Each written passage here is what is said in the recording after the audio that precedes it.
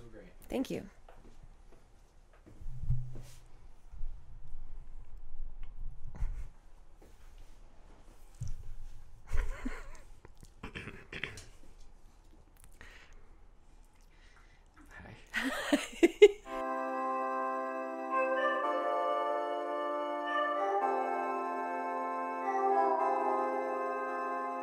I just don't want to do some friends right now.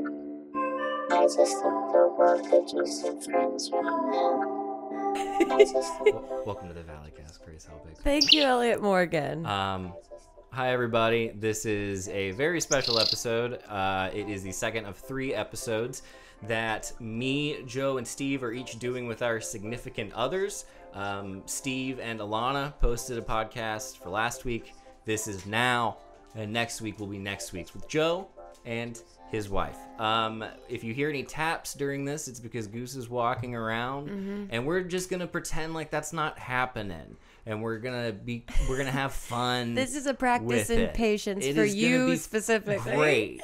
I know. She's definitely right, staring at me, waiting for attention. Well, you said her name, so it's Go lay down up there. Go lay down. she's just the manifestation of everyone's anxiety and caginess during the quarantine. Well, speaking of the quarantine, first of all, how are you doing? I'm good. Good. That's great. I know. I feel like this is going to be a fun conversation because all we've been doing for the last 2 weeks is talking to each other. So Yeah. what else do we have to talk about? We've gotten into really boring conversations that we're very sincere about, like Scrabble strategy. Yeah, we've been playing.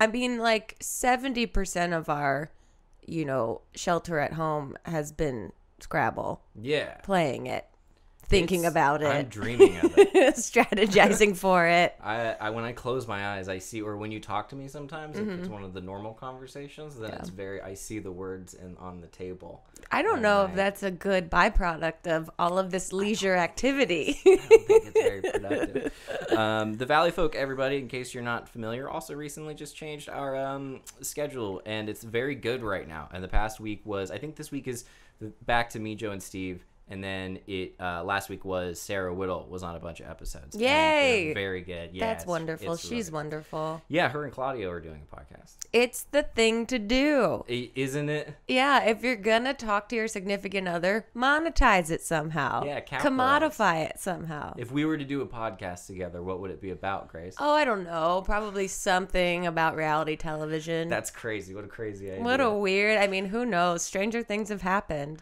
Are you nervous or feeling anxiety about the state of the world right now?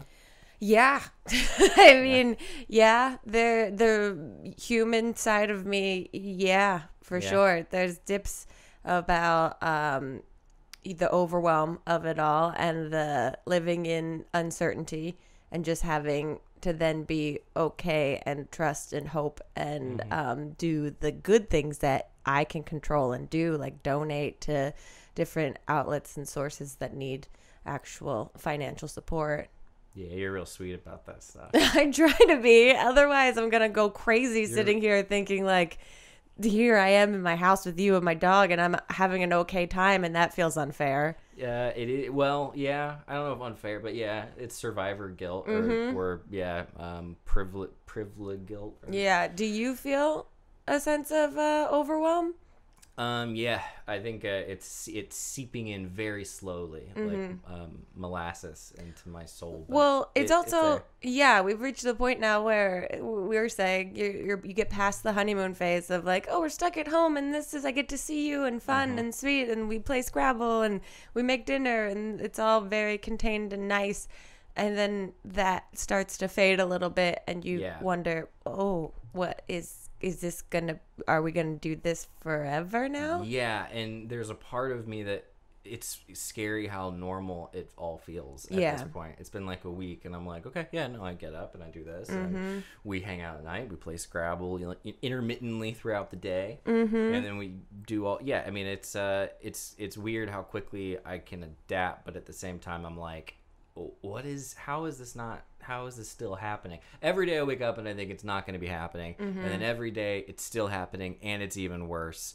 And it's easy to get sucked into. I think today is the first day that we haven't really been all over the news, which is No. nice. This is Thursday. Yeah, we haven't. It's like almost 7 o'clock at night now, which the day has gone so fast because we were working on other things and doing some other things. And I haven't checked Instagram. I haven't checked Twitter. I haven't looked at any of that, which is nice. To feel a sense of like space, but then also feels slightly irresponsible as like a citizen of the world to not be aware of everything that's happening. Have you seen any or like fallen into any of the rabbit holes of people who are denying that it's a thing? I have not. I know you've looked at some people and you've looked pretty deeply at it.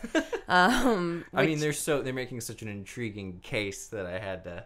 Yeah, I don't do that. I don't chase that sort of information being put out like there. It's like rage porn or something. It's like some hate watching. Hate watching. Yeah. What have you found?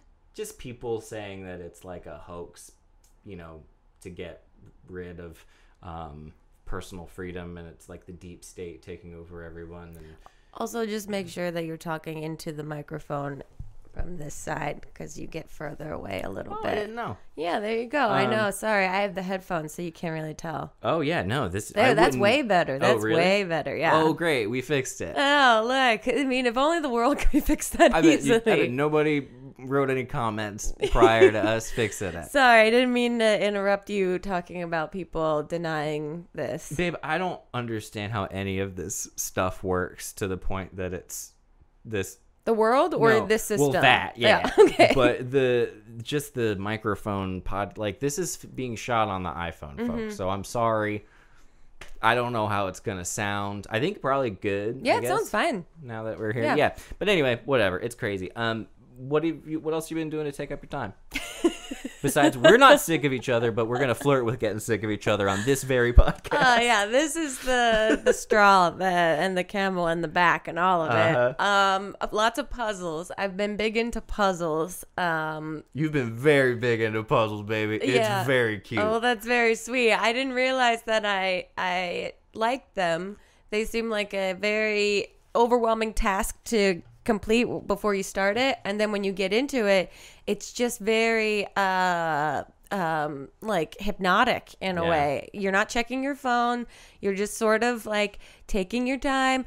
I get focused on little areas, and when you get a piece that fits, it's very rewarding, and there's a tangible thing that you've made at the end of it. And it's like tactile when you put it's like a nice feeling. Yeah, it's a very nice feeling. What's that word? Like sympat, like the tap the like that feeling, the analog. Yeah. Yeah, anyway, so we're having fun. We're having fun. Yeah, are you feeling productive? Oh, yes and no. There's that sense, and I know you feel this too, from, our job is to create things. And so when you are given this free time, where you're told just stay inside, you feel this sense of, again, guilt for not taking advantage of all the time that you're given to create things. But at the same time, I do sense the offness of the world. And so it doesn't feel always so great to create things. So there's a back and forth like ping pong match of like getting excited, having ideas, wanting to do things, and then also just kind of wanting to sit and do my puzzles. Yeah. And also doing comedy is especially very strange. Oh, it's very strange right now because I don't even know what I find insensitive or offensive right now to talk about. I don't know if it's a more helpful thing to make light of things or talk and create things that have nothing to do with the world right now, or if I don't know. Yeah, our generation isn't used to this many things to juggle and at the same time of going like, I don't know, am I supposed to make, if I make a joke, is it bad? If it's bad, does that matter? Right. I wrote like a really long video that I really liked and was really excited to film and talked about putting it on Valley Folk, but then like it was so like thought-y, and I was like, I don't want to do this because it doesn't feel like I have any kind of perspective or even have any remote handle on any of this. But then I'm like, what else is there? Like, I was thinking about how many, when this ends and it goes back, people go back to like comedy clubs, every stand-up joke is going to be about coronavirus. I thought about this morning, that I had a sense of feeling bad for stand-ups right now because what else are you going to talk about? all everyone's doing is incubating jokes, ideas, thoughts, perspective on what's happening right now. So as soon as the floodgates open and everyone's allowed to go back out and perform, all of the content is all going to be generally about the same thing. And also everyone is like cage gladiators, like pumping iron, ready to go. And so the overwhelm of everyone rushing to stages and mics and cameras and all of it is going to be just like so much more competitive, I feel like, and so much more, I don't even know. Competitive and also probably very like aggressive and probably all like the same. It's going to be the same thing where it's like, even before this, it was always like you had your Tinder joke and you had the joke and then you had like airplane jokes. And now this is going to be, I think this is the first time that I can remember in life where everyone is focusing on the same thing at the same time. It's really weird. Yeah, no, it's very strange. That's what we were talking about the other day. When I think I went out to the store or something and just seeing on the streets that no one is out there. I mean, everyone is consuming the news and consuming media and abiding by the rules. And then you go out and you see it actually enacted and really like in a place like Los Angeles where there's so many people. It's very shocking almost to think, we're all in this together. We're all... Yeah, all of us are humans and we're all doing this. It's Truman Show. It's like that feeling of like, okay, well, it's not a scene right now, so everyone can go back to their trailers, except they're not allowed to come out at all. The real treat for all of us has been Tiger King. Yeah. That's the real gift that Netflix gave to all of us. Yeah. And it's all everyone's talking about because everyone immediately was like, I need some relief from everything that I'm seeing. And turns out Tiger King is equally as dramatic as the world right now. It's the perfect compliment for what we're experiencing right now. I need a different channel for my anxieties. Oh, okay, perfect. Here we go. This is everything in the world right now is so crazy. What's the one thing on TV that could actually be crazy enough to even distract remotely? And Tiger King comes through with flying colors. Perfect. It's perfect. Oh my God. Babe, I would be down to watch it all over again if you want. Do you rewatch stuff ever? I don't rewatch things ever. It's never something.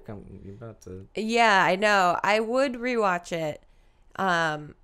It's because I know that there's so much stuff in it that I've definitely missed so many moments of, because we watched it in pieces. Like usually when I find something I like, I binge it all the way through till it's done.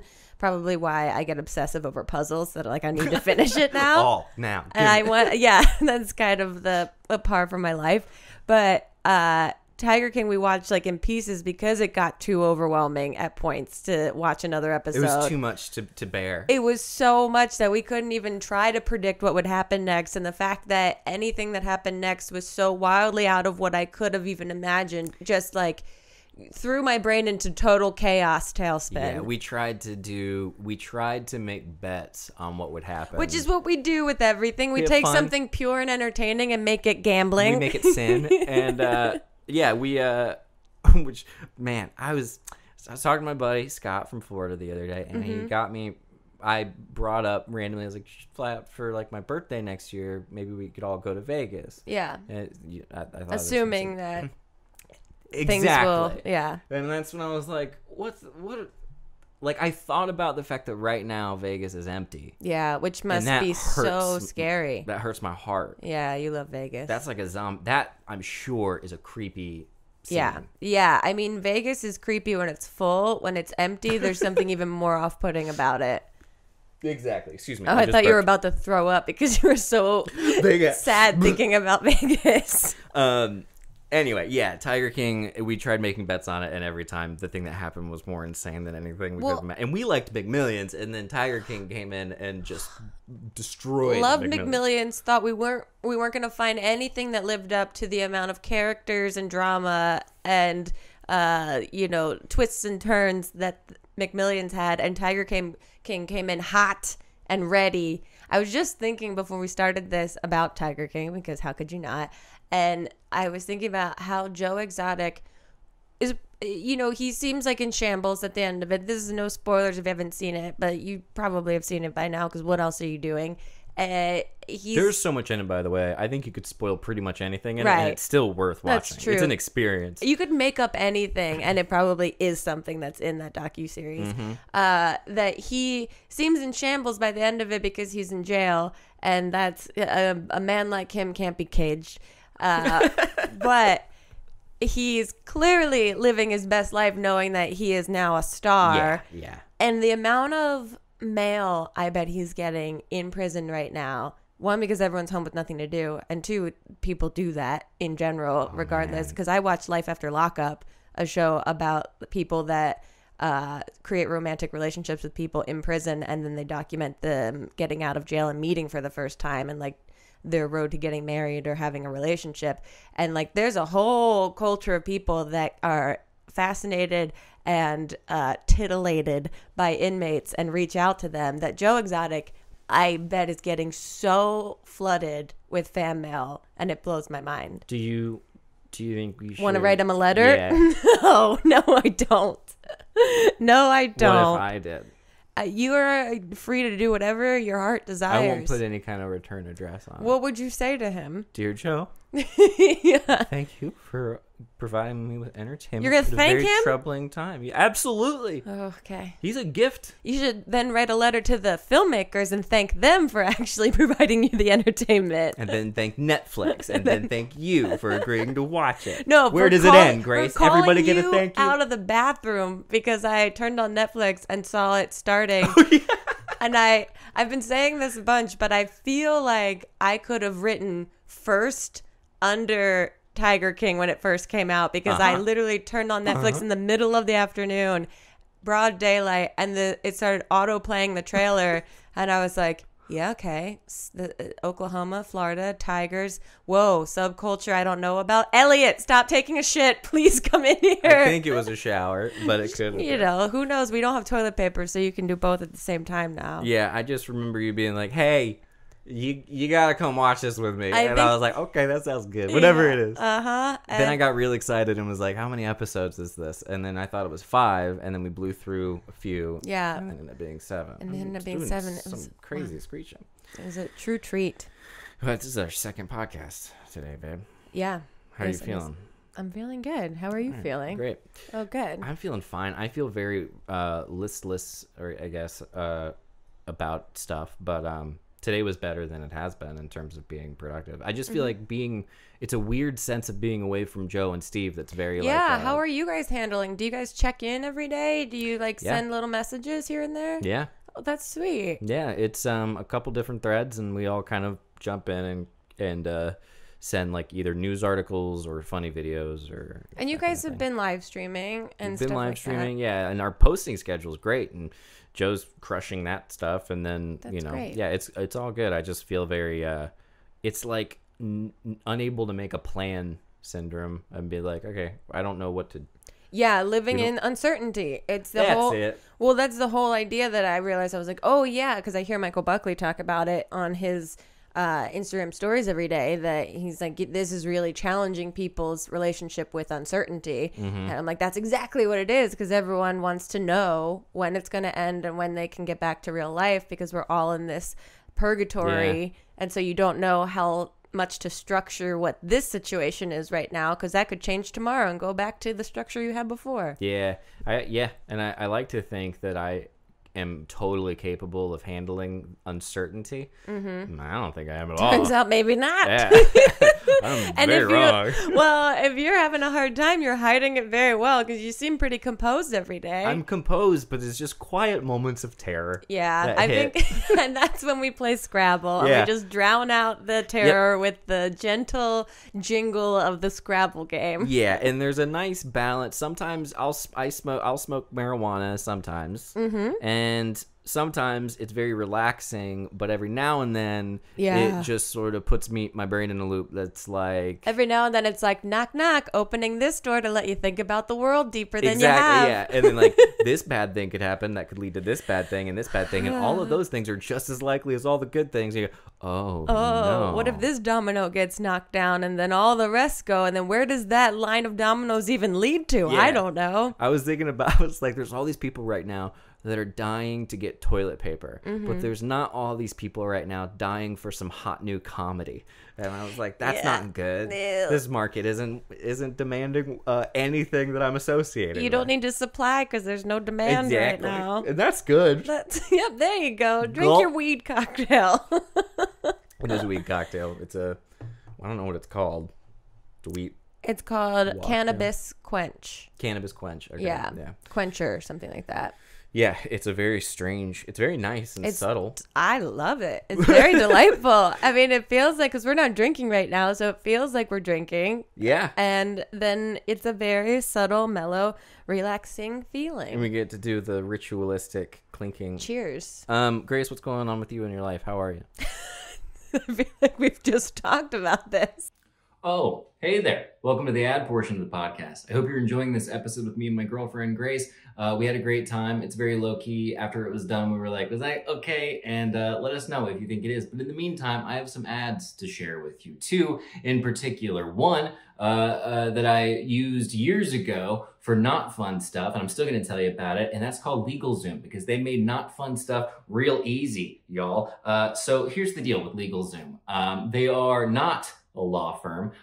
What they are is basically a place you can go to get legal advice from actual lawyers who do not charge you by the hour, so that you can make 2020 the year you officially start your business, or you can finally get your will or your living trust sorted out. See, it doesn't sound fun, but with LegalZoom, it's a real hoot.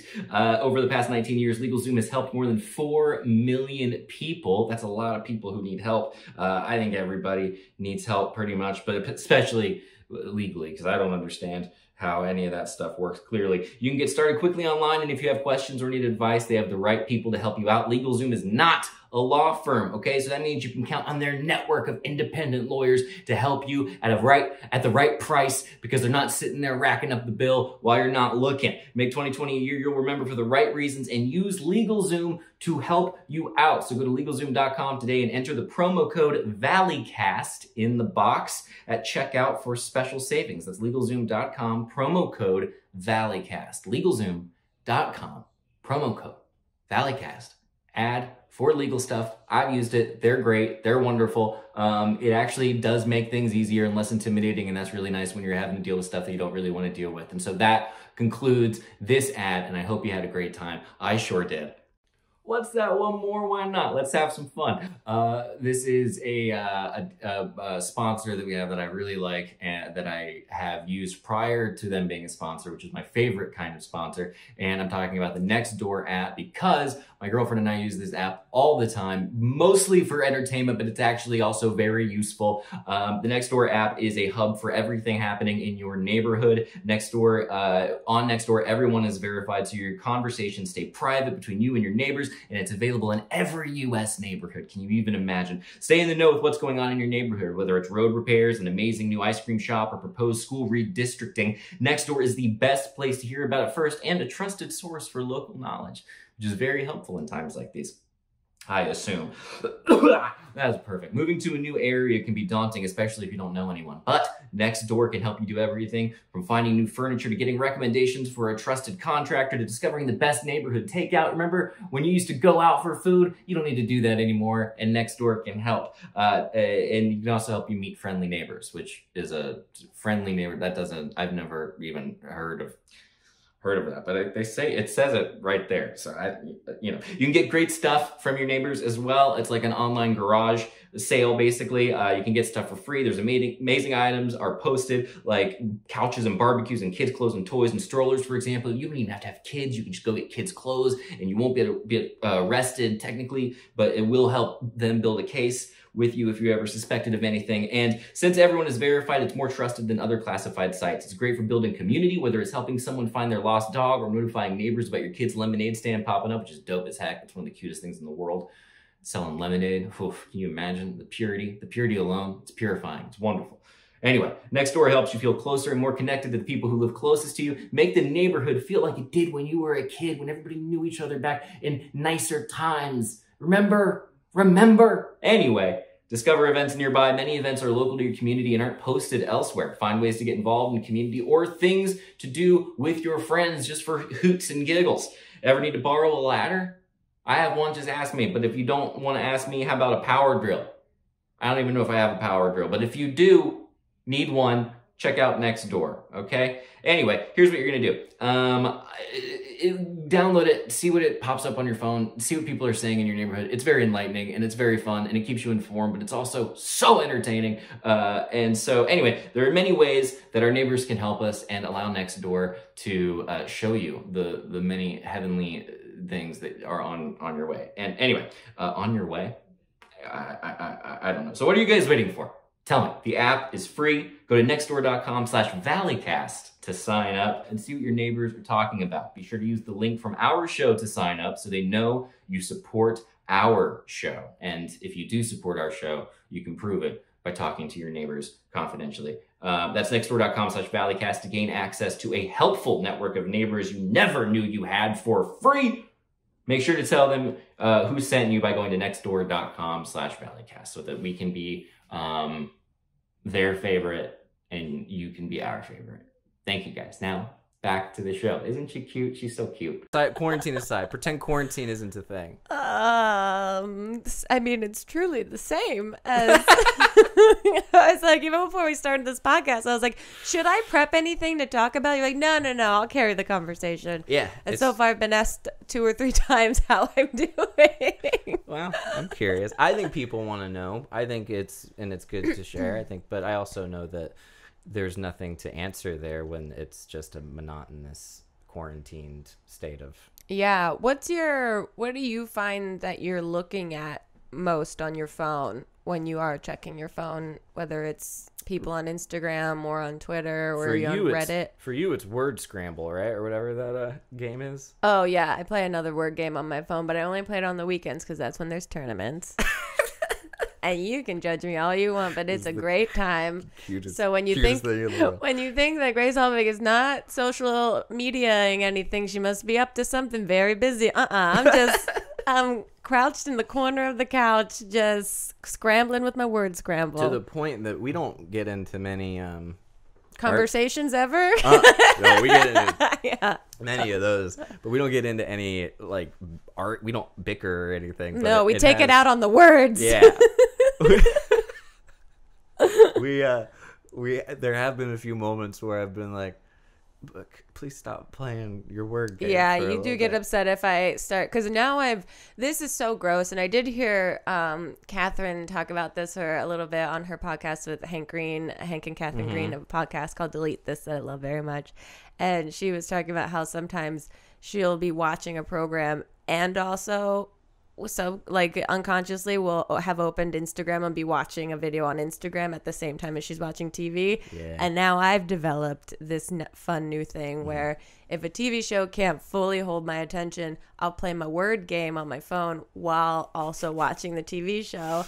And it's so bad because now it's broken my bar of like my ability to be entertained by something to such a low level that I immediately just play my phone and it's like an auto responder. Yep. Oh yeah, things. You grab and it's that's why puzzles, again, back to puzzles. This is why they're so great, because they use your hands. You don't have a chance to look at your phone. Yeah, it's weirdly relaxing when you're doing a puzzle. Yeah, I know you kept telling me how relaxing it was for you to watch me do a puzzle. I don't know if it's like an unconscious need to entertain you constantly, and I'm like, good, she's okay right now. Yeah, like a child that you're babysitting. Oh, they have their program. Yeah, she's gonna put her shapes into her holes. Yeah. Give her the iPad. Just give her the iPad. Yeah, let her play. Fine. She loves it. It's the word scramble. What else have we been watching? We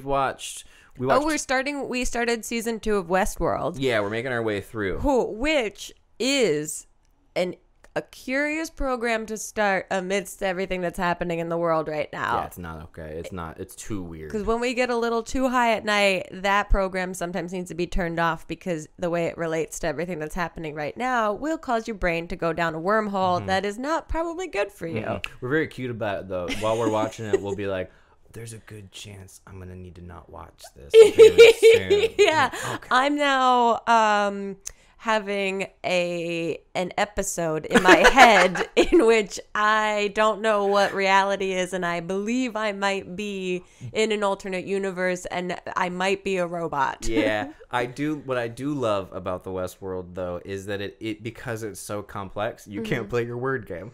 So Yeah, it's a real that's good fair. thing, because I'm like, yeah, I know that she'll actually end up, but you still try sometimes. I still try, and it's just pure auto responding to something. Yeah. But we have also watched Onward, the new, is it a Pixar film? It's a new Pixar film That they made available on Amazon because people can't obviously go to movie theaters right now, and it just came out. Yeah, we'll do a quick. You want to do a quick review of Onward? Didn't like it. Hated it. It's a perfectly wonderful movie. No, it's not. For children. Maybe. I was it's so much of a bummer because I was listening to a friend's podcast and they were raving about it, that they had seen it, and I was like, how? I respect this person. And Yeah. I think we got a bad taste for it right away, and then we just kind of forced ourselves to finish it, and so we just were in a grumpy mood about it the whole time, and then it became a fun thing to make fun of.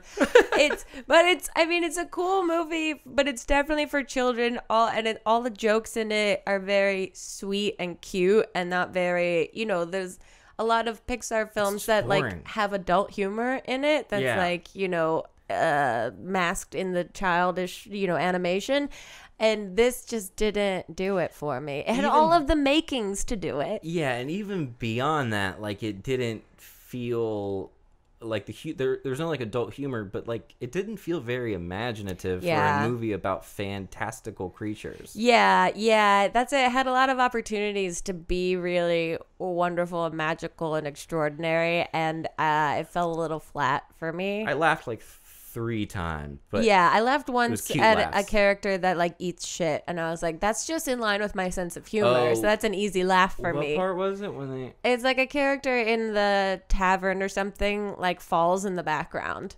Oh, that was funny. And it falls I thought you meant really literally like eats poop. No, that hasn't happened in the movie that I noticed. We've watched Onward. That was terrible. We watched the 2nd season of Kidding. Yeah, which was amazing. Loved Kidding. Holy crap. I didn't watch season 1. You had just turned on season 2, and I caught a second of it, and I was like, what is this? This is incredible. It's so good. Yeah, and it just got better and better, and like that, talk about Onward could take some notes about like fantastical exploration of And like a world child like related stuff. with like massive adult themes. Man, I did not expect that show to be It so made good. you mad. It made was me so mad. good. It was so good. Yeah. Because you start thinking, oh, wow, this is so beyond the scope of anything I could create. Oh, yeah. It's so beautiful. It made me so truly angry. Yeah. Which is such a nice anger to have. Yeah, it's 'cause actually like- kind of nice to be like, oh, I love that this challenges my limitations on things. We tried watching, I think it's like Hunters, or not The Hunt, but Yeah, I think it's called Al Hunters. Pacino thing or something like that on Amazon. That didn't do it anything. wasn't my speed. I'm trying to talk about the entertainment stuff because I feel like Joe and Steve know so much more about movies, and I never talk, so I'm just about them because I don't know anything about movies. Sure, 'Cause we don't watch movies hardly at all. We watched Best in Show and Waiting for Guffman. Oh, that was very fun. Back to back. Yeah. Those were really, really fun movies. And after coming back from going to a dog show for the first time and then watching Best in Show, it really is capturing the exact world of the dog show. It was so wonderful. The dog show, babe, that was, if we knew then what we know now about the world, Yeah. I think we would have gone earlier, maybe. I to the would have, dog show. we would have That- got there at the very opening of it and stayed the entire day and just soaked in every ounce of it. Because we got back from London, fortunately, before they cut off travel from London to the U.S. So we were back home, and Mamrie, I think, had the idea. Yeah, she and had texted me while we were in London saying, if you guys get back in time, there's a dog show like a half hour outside of Los Angeles. And we were like, yes, no matter how jet lagged we are, we will go. Yep. And I was super stoked. I saw some corgis. Yeah. But we went too late. It was towards the end. They were kind of wrapping everything up. But it was still wonderful. It was so wonderful, babe. Walking in Mm-hmm. and seeing that many dogs and that many big dogs, and they're all perfectly well behaved. Yeah. That was beautiful. You had an emotional reaction to it. It was just beautiful. Yeah.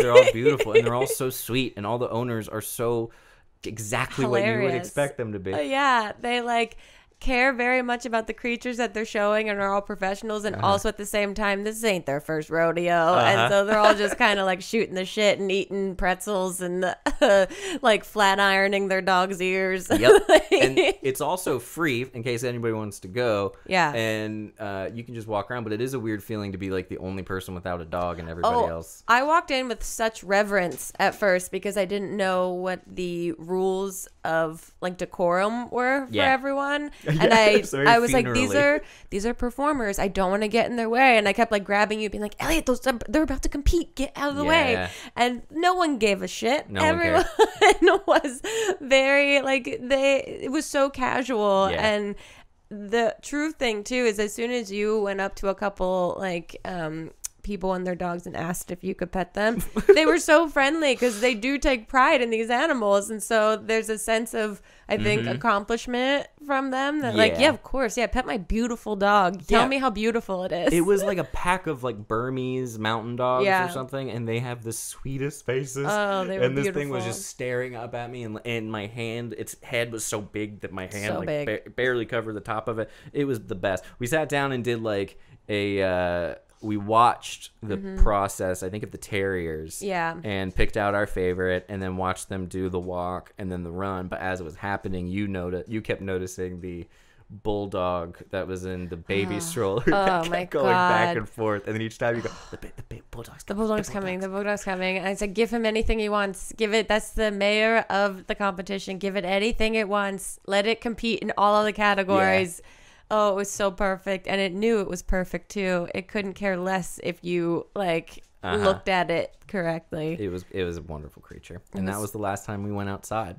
Probably was. When was the last time you went into a grocery store? Have you tried doing it? I keep going into them when I need to run out for something to see if they have toilet paper or whatever. Yeah. But I was at CVS, and people were doing the 6 feet spacing in line, which was really cool to see. And then even the registers had big tables in front of them. But it's such a weird time to be alive, because I think it's so crazy that everything can shift in the same way for the same reason. And with the unemployment and everything that's happening, it is world changing, and that's insane. Yeah. And it's affecting.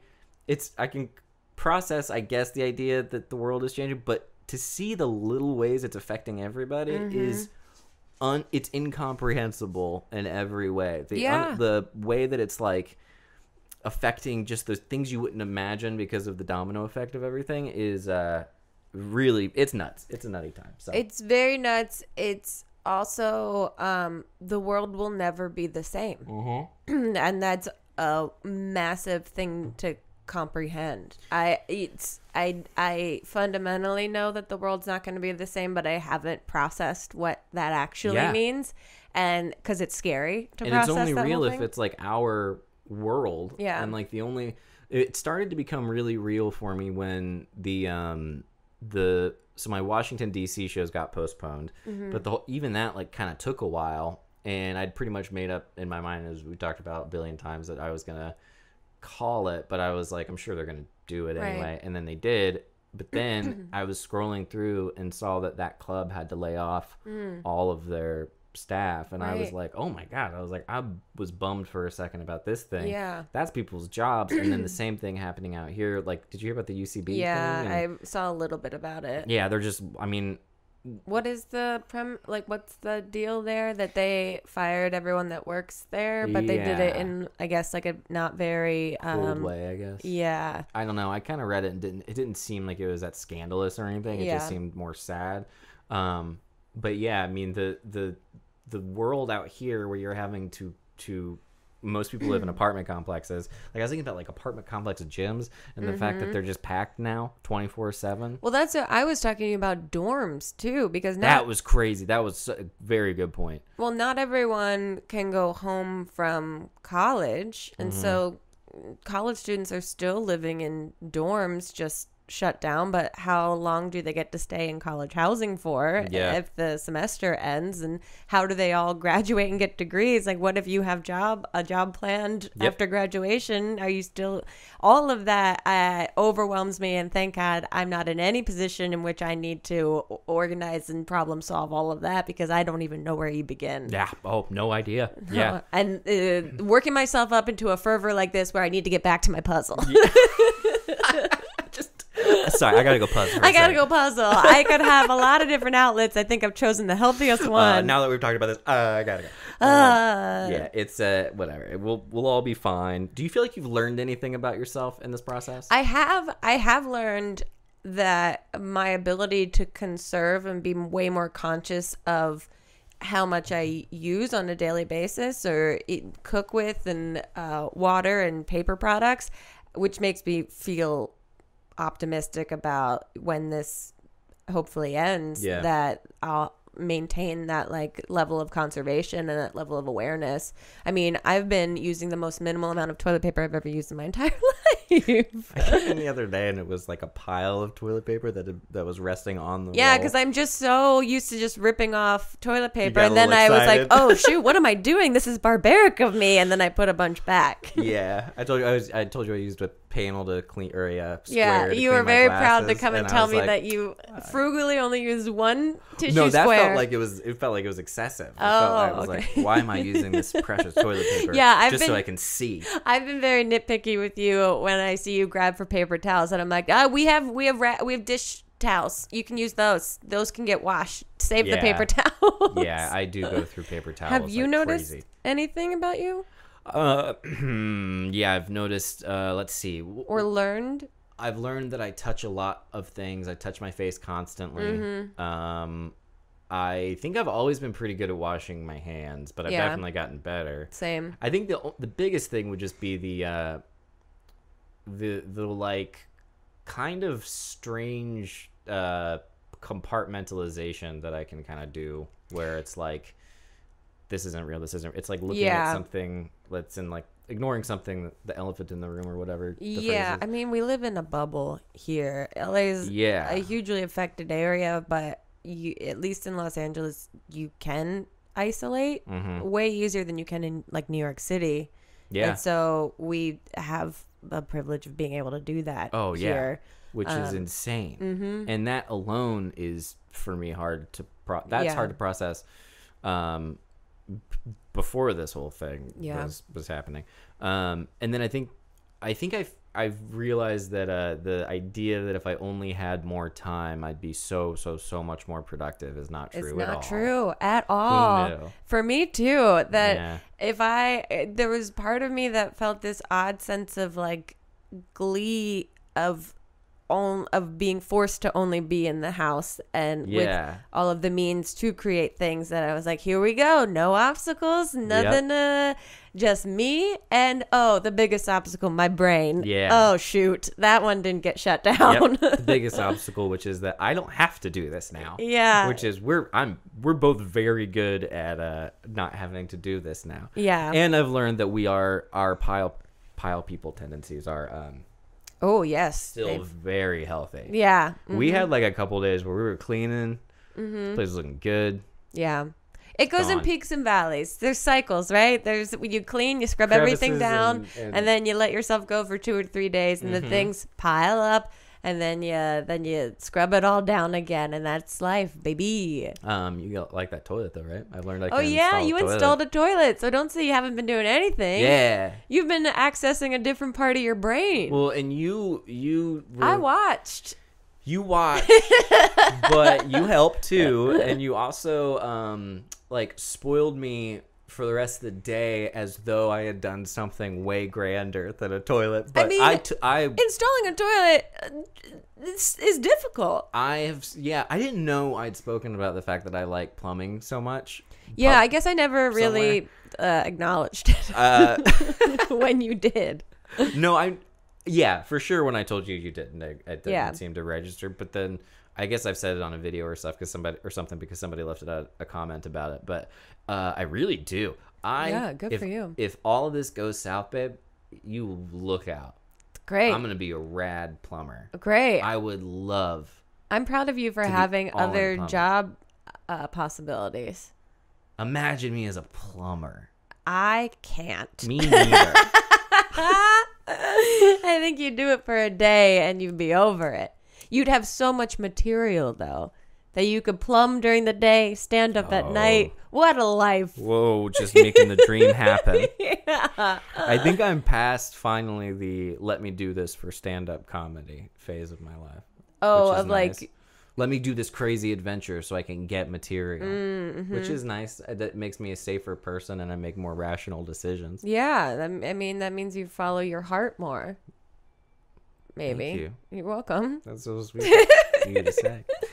So we're going to make our way through Westworld, and we've been cooking. We've been hanging out. I'm really glad I don't get tired of you, Grace. It's Yeah, very same. nice. Yeah. It's truly a really great thing. I think the Valley folk, you guys all have that.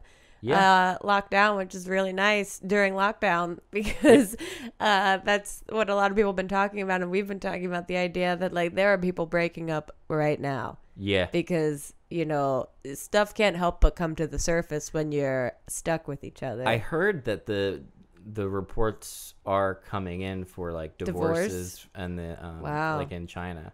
Wow. Like Really? Like it's happening. Wow. I mean, if anything, the one thing that comes out of this is that we have data for everything. Yeah. There are graphs and charts for absolutely every possible thing. So many graphs. Do you when did you start following the whole thing? Did you start finding out, like, did you hear about it? I still I look at things here and there. I hear when other people talk about it, I listen. But I don't actively, like, I go and I check Twitter moments every day to see like what the major things are. We turn on the news like once a day in the afternoon like to check adults. in. Like Babe, adults. We've become adults. Oh my God. We become adults to the point that we watch the news at night and then we love to watch some Wheel of Fortune. We love Wheel of Fortune. Scrabble. Pat Sajak is the only thing that feels safe right now. What did you call him? You came into the room the other day when I turned it on and you went, biggest head in the biz. Biggest head in the biz is back on the TV. The most giant head. I challenge you all to turn Find you a on bigger head. Wheel of Fortune and just tell me Pat Sajak doesn't have a head that's twice the size of every contestant. Oh, it's at least twice as big, and twice as big as any like regular television host. And Yeah. most of those have. He and Vanna both have especially large noggins. And you said they were. I've heard in the past that Merv Griffin hired the two of them because they had huge faces and heads because psychologically that makes them look much more likable on TV.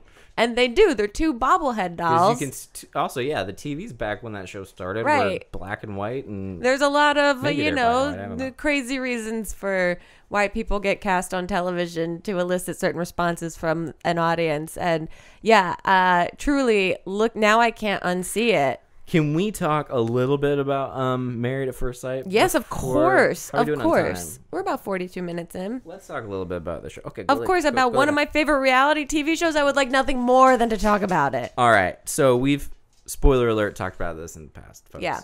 There's a show called Married at First Sight. It's on Lifetime. All right. Maths. MAFS. And #MAFS.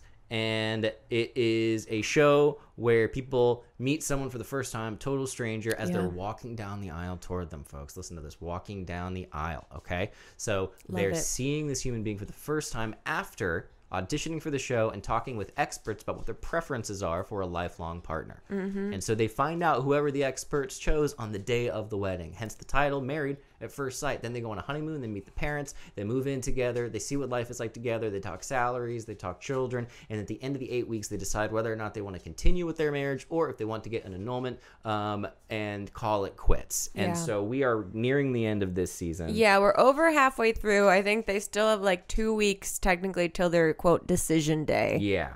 And we're obsessed. Should we just dive straight into talking about Zach and Mindy, or should we? Yeah, the biggest, most. I mean, this is we've talked about this before. It's a very conservative reality show for the scope of reality TV. It's no Bachelor or Bachelorette. It's no Love at First Sight, or Love is Blind rather. It's very it's very saccharine. It's the PG version of Love is Blind. It's not as gritty. And this season though, there's a couple on it, Mindy and Zach. And Zach, they have now, sorry for spoilers, but you should be caught up by now because what else are you doing? Yeah. And Mindy has called it off officially with Zach. Thank God the world can breathe a collective sigh of relief. Because Zach is what were your exact words about Zach? Would you like to reiterate? Well, I think he might be an evil person. Okay, yeah.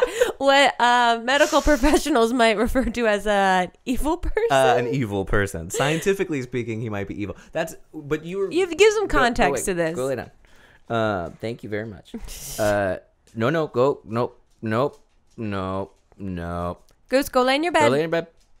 Thank you. I don't have to lay in that bed. I can lay in another bed. Yeah, screw you guys. I'll obey it. But so Zach is not. I recanted the evil, but I do think he is slightly less than a full human being, and he creeps me out, and he creeped me out. But I also know that I'm speaking from. Like when you criticize dudes like that, because for people who don't know, he's like a gorgeous model, like most attractive person. He looks like he should be on The Bachelor, but instead he is on Married at First Sight. Yeah, he looks like he looks like he slipped through a wormhole. And so it's when I criticize him, a lot of people will be like, that's just jealousy. But it's not just jealousy, it's also jealousy, and it's all of the other terrible emotions that I have associated with it. Well, basically, yeah, the reason that you have all of these feelings about him is because he clearly wasn't attracted to Mindy, the girl that he was partnered with, who is an amazing woman.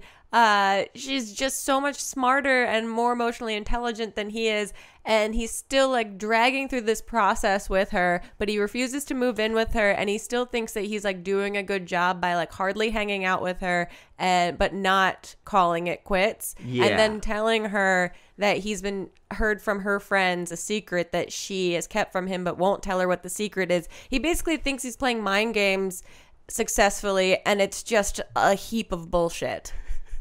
And we could talk about it for hours. He does seem like he's trying to play mind games, but it just can't. He just doesn't have all the pieces. Yeah, he thinks he's playing chess with this reality TV show, and he's just a fool.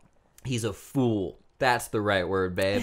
It's not evil. Well, I feel bad. He's a fool. But we both have said we don't think he's inherently a bad person. He just lacks a self-awareness and a social awareness of his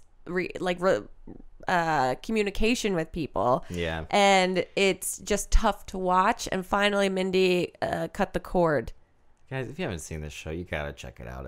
Sorry, we lost them. I mean, it's no Joe Exotic, it's no Tiger King, but it's pretty good. It's own weird form of very compelling entertainment. If you're into psychology, which you are, that's the hook for you. I think it's so delicious. Grace, what do you want to point people to from our swarm of people? What would you like to plug? What would you like to? Sure, I'll plug some more podcasts because they are the thing to listen to and watch while we have the time now. I do 2 of them. One is called Not Too Deep, every Monday with a guest, and we talk about their lives and things in the world and fun stuff. And then the other is with my good friend Mamrie Hart, called This Might Get Weird. It comes out every Wednesday, and it's just about our personal shenanigans. You guys have a great podcast. Thank you. You are mentioned on it every single episode. The things I see in my Twitter, because I don't regularly, listen. much. Which but is, I appreciate I that you find don't out. listen. Yeah. My mom listens. My mom will probably listen to this episode too because she's digging and finding everything online. Hi, Mom. I love you. Yeah, my mom texted me a little bit ago before we started recording this and was like, I just finished watching the newest Valley Folk video. It reminded me of these snacks that we used to make. Anyway, I think I've been sequestered too long. And I was like, you can. She was like, where's new Corgi videos when you need them? And I sent her like the Corgi subreddit. And she's like, that's great. I'll check it out. Whew, I'm bored.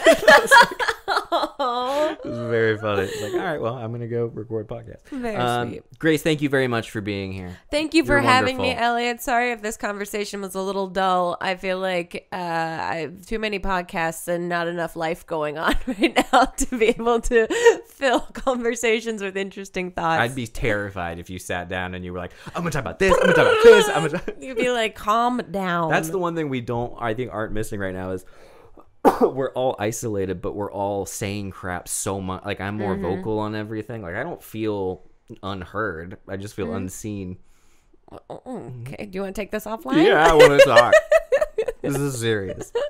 Thank you, everybody. And Joe would normally say, where's the cat here? Normally, we would have an intro. There's probably going to be some ads inserted, and I apologize for whatever the quality is on the video. And thank you to Grace. Follow at Grace Helpig on everything. And make sure to subscribe and to the new Valleycast channel where all these episodes are going up. And you can subscribe on iTunes and leave a review there. And all this stuff is brought to you by our patrons at patreon.com/thevalleyfolk. This sounds scripted, and it's terrifying me how well it's coming out. But what can you do? Because we're almost to the end. Here we go, everybody. Bye. See, that was fine. Yeah, great. I didn't like myself. You turned into a little bit of a Zach.